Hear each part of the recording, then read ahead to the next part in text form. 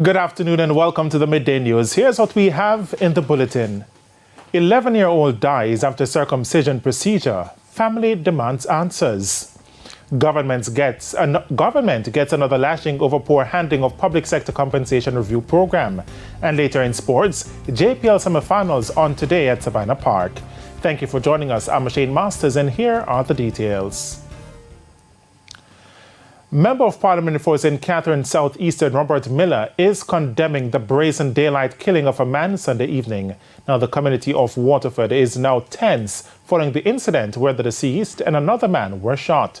Police are investigating the circumstances surrounding the murder. More in this report from Kerry-Ann Simpson. What was supposed to be a milestone for Jason Ivy turned to tragedy. Mr. Ivy was celebrating his 40th birthday when he was gunned down. It's understood that he was with a group of friends playing dominoes when he was pounced upon by gunmen. He was shot several times. He was taken to the Spanish Town Hospital where he died. Another man was shot in the arm. He was rushed to hospital for treatment. Also, an elderly woman who witnessed the killing collapsed and died. She has been identified as Nicely Johnson. It's believed she died of an heart attack. Robert Miller is Member of Parliament for St. Catherine Southeastern. It's a spot where people play dominoes and enjoy themselves. I myself stop there regularly to play domino with them. I was there on Thursday playing domino with them. And I came back today just to visit them as I customary walk the area. And it's a busy thoroughfare for people. He was just enjoying himself on his birthday.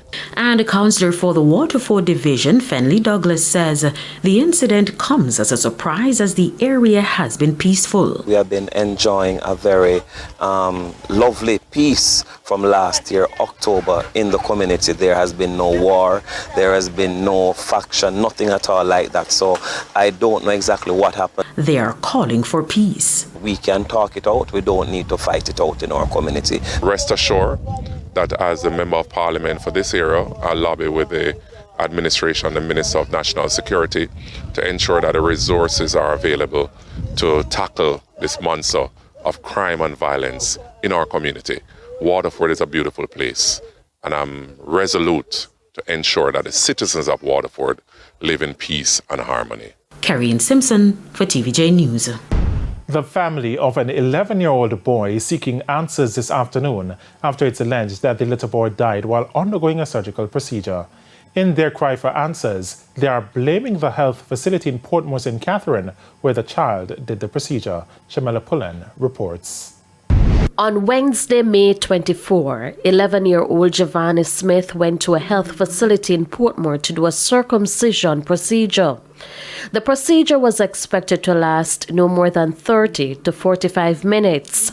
But after being in the operating theater for almost 3 hours, his mother, Yannick Davis Morrison, says she became concerned. The surgery went well, everything, but when he was about to wake up, his heart just stopped beating.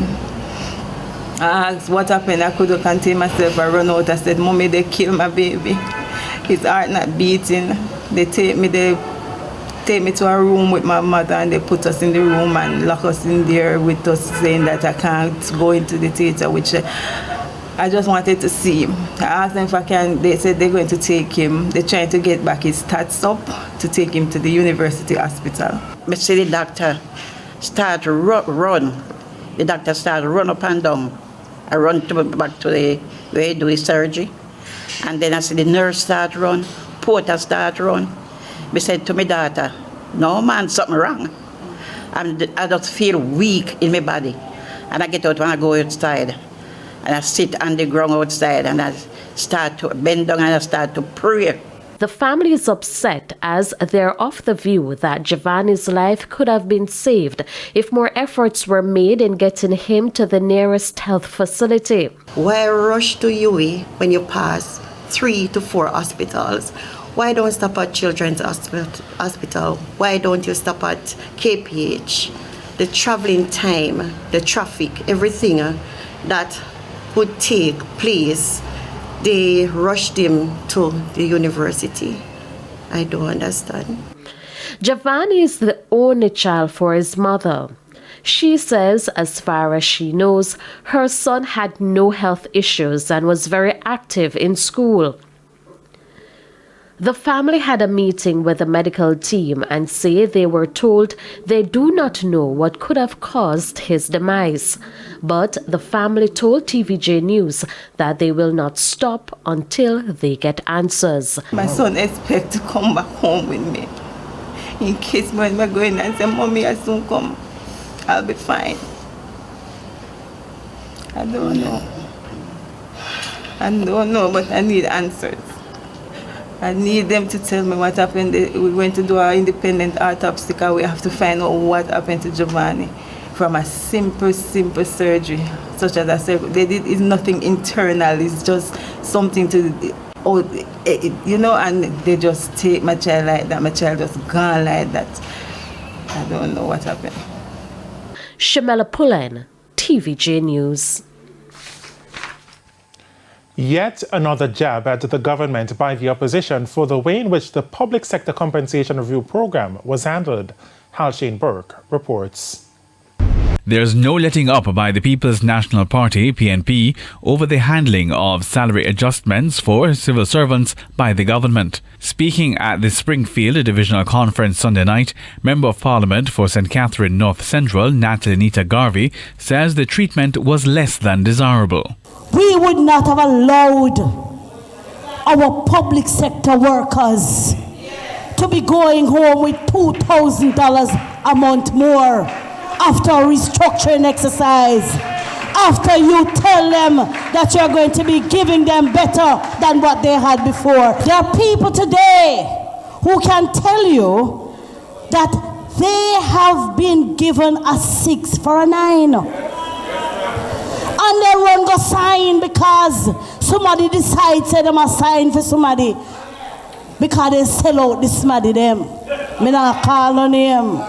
Mrs. Nita Garvey says the situation with the nation's teachers is so dire that she has had to dig deep in her pockets to assist. When you have a little woman in our basic school teaching, going home with 19 or 18 or 15,000 for the month, in my constituency, I have to be subsidizing as much as I can their pay.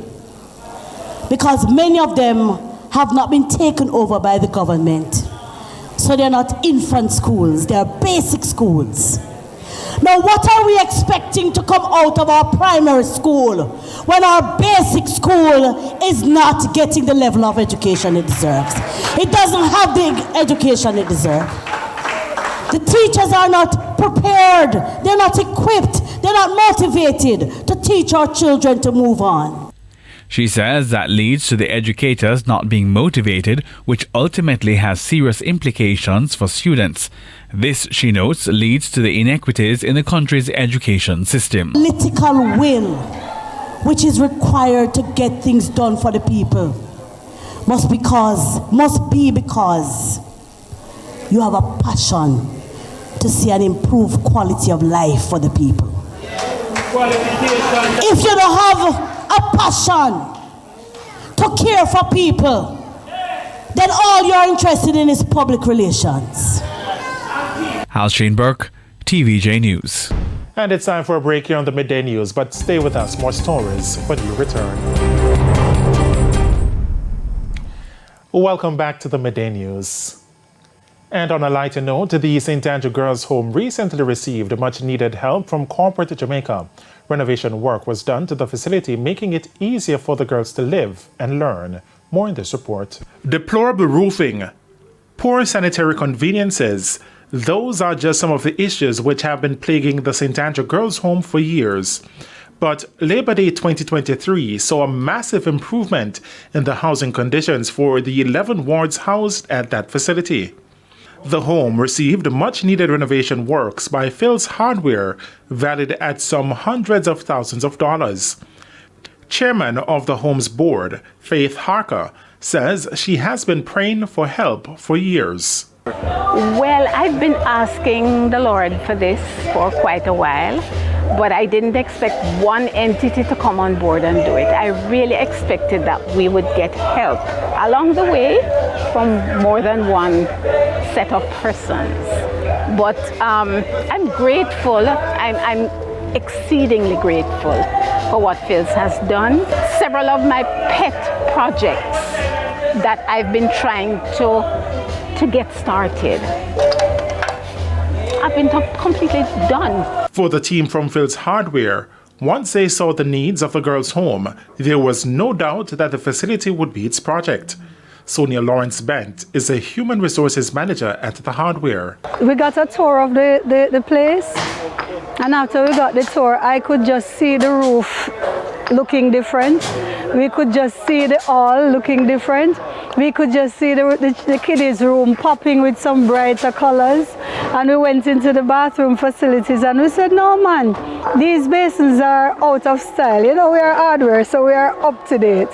So we went in there and we said, no, so we can do something for them that when it is finished, they can really appreciate it. Mrs. Ben says there will be greater efforts by the Phil's team in forming a relationship with the St. Andrew Girls' Home. And based on what we see in terms of the girls, we see where we can actually impact in a little wider way by assisting with mentoring and stuff like that. So we will be following up, not just to see that they are taken care, because we know they will do that, but in terms of having a little more impact on assisting them with the girls. The home, which can house 18 girls, only has 11. But why is that? It is not at all times that it is convenient for specific types of ladies to be placed here because of our location. We're close to halfway tree. As you can see, we don't have security guards. We don't have locked gates. So naturally, our girls will have to fit a certain profile. And it's now time for the Business Minute. The U.S. government has reached a deal to resolve its debt ceiling woes. At the weekend, U.S. President Joe Biden announced that a budget agreement has been finalized with House Speaker Kevin McCarthy to suspend the $31.4 trillion self-imposed debt ceiling until January 1, 2025. The U.S. President and the Republican House Speaker must now convince members of Congress to approve it. The proposed deal is a result of long and bitter negotiations between Democrats and Republicans. The Treasury had warned that the U.S. will run out of money on June 5 without a deal. Contributors to the National Housing Trust can now get their eligibility letter through an online portal. The NHT says this is part of upgrades made to the entity's website. The letter, which outlines the benefits for which an NHT contributor qualifies and provides information such as the loan amount, loan tenure, and applicable interest rates, can now be obtained in seconds. Before this, obtaining the letter took up to 5 days or longer. Plans are also in place to upgrade the NHT's mobile app to facilitate the application and processing of these letters instantaneously. And that's the Business Minute. I'm Hal Shane Burke. Time now for the top regional and international stories. In the region, a local human rights research group in Haiti is reporting that violence by armed gangs has fallen drastically since the emergence of a vigilante justice movement that has seen at least 160 suspected criminals killed in the last month. The vigilante movement known as Bois Calais began after residents of the capital Port-au-Prince lynched and set fire to over a dozen suspected gang members in the early morning of April 24.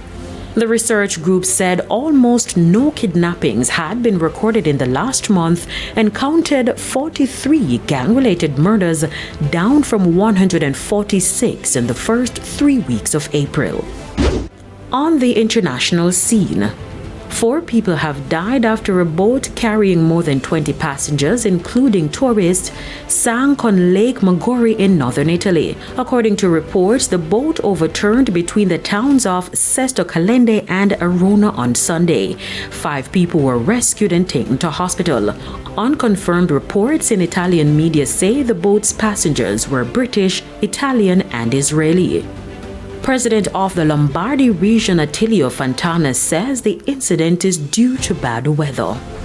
And Bola Tinubu has been sworn in as the new president of Nigeria, despite a legal challenge to his election from the country's opposition. Mr. Tinubu, who becomes the 16th president of Nigeria, was sworn into office early today. His victory is being challenged in court by his two closest rivals, who say the outcome of the February election was manipulated. He takes over from two-term President Muhammadu Buhari amid a high inflation rate, record debt levels, and increasing cases of kidnap for ransom. And those are the top regional and international stories. I'm Carrie Simpson. And we head to a quick break. When we come back, Jordan Fort will have your midday sports report.